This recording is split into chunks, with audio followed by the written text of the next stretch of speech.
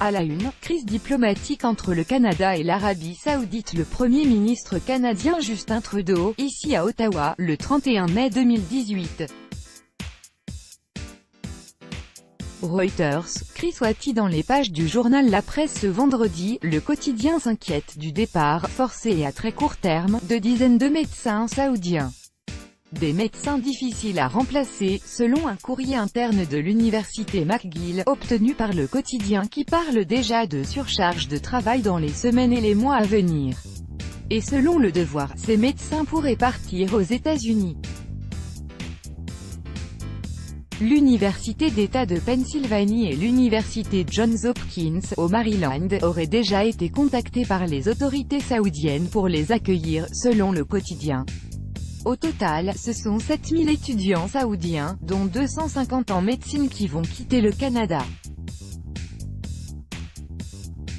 Quand un juge américain menace le ministre de la Justice ce jeudi, alors qu'un tribunal fédéral traitait une plainte de 2 migrantes qui contestaient leur expulsion, le juge en charge de l'affaire a découvert que les autorités les avaient déjà renvoyés chez eux. Cela s'est déroulé dans un tribunal fédéral de Washington, détaille le Washington Post. Alors que le juge Amy Sullivan étudiait la plainte déposée par ACLU, une des plus importantes organisations de défense des droits de l'homme, afin de contester l'expulsion d'une mère et de sa fille, toutes deux salvadoriennes, le juge a découvert que les deux personnes en question étaient dans un avion, direction leur pays d'origine. C'est inacceptable, a déclaré le juge qui a ensuite ordonné au gouvernement de faire rebrousser chemin à l'avion, menaçant le ministre de la Justice Jeff Sessions de poursuites pour outrage à magistrat, si le problème n'était pas résolu, explique ACLU. Finalement, l'avion n'a pas rebroussé chemin, mais selon les autorités, mère et fille sont restés dans l'avion et devaient revenir aux États-Unis rapidement. Une affaire qui met également en lumière les nouvelles modifications en matière de demande d'asile, comme le précise le New York Post dans son article sur cette affaire. La mère et la fille avaient déposé une demande d'asile, car elles fuyaient les violences conjugales et les violences de gang au Salvador.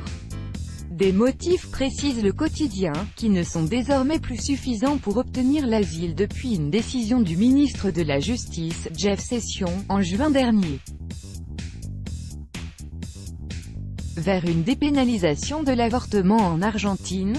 Après le rejet du projet de loi sur l'avortement par les sénateurs ce jeudi, le gouvernement a décidé d'inclure dans sa prochaine réforme du code pénal une certaine dépénalisation de l'IVG. Une information qui avait été rendue publique peu de temps après le rejet du projet de loi, mais il ne s'agissait alors que d'un bruit de couloir. Désormais, c'est officiel, selon La Nation, il y aura bien un volet sur l'avortement dans le projet de loi réformant le code pénal.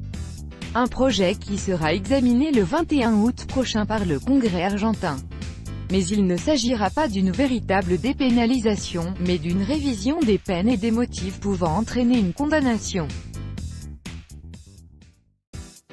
Une manière de faire avancer ce thème, estime le quotidien, même si ce projet de réforme du code pénal risque de ne pas satisfaire grand monde.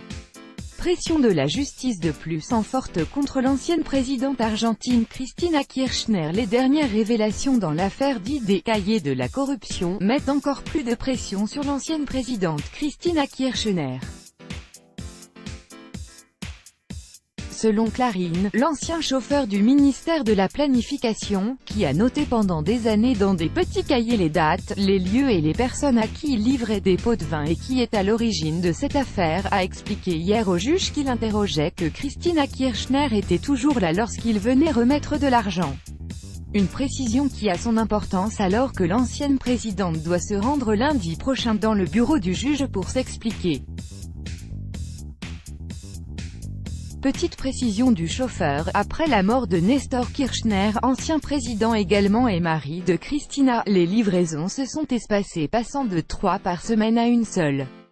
Pour rappel, selon la presse argentine, pas moins de 160 millions de dollars auraient été distribués dans cette affaire rocambolesque de corruption.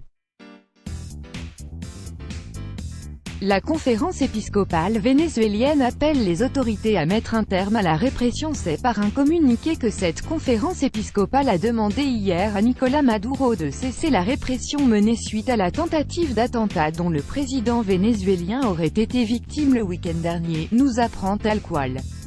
Les autorités ont arrêté un député et ont lancé un mandat d'arrêt contre l'ancien président de l'Assemblée nationale Julio Borges, exilé en Colombie, tous les deux accusés d'être derrière cette tentative d'attentat. D'ailleurs, selon El Nacional, la maison de Julio Borges à Caracas aurait été fouillée par les forces de l'ordre tôt jeudi 9 août. Des forces de l'ordre qui seraient à l'heure actuelle dans la maison de l'autre député visé Juan Requesens, qui a lui été placé en détention, précise El Nacional.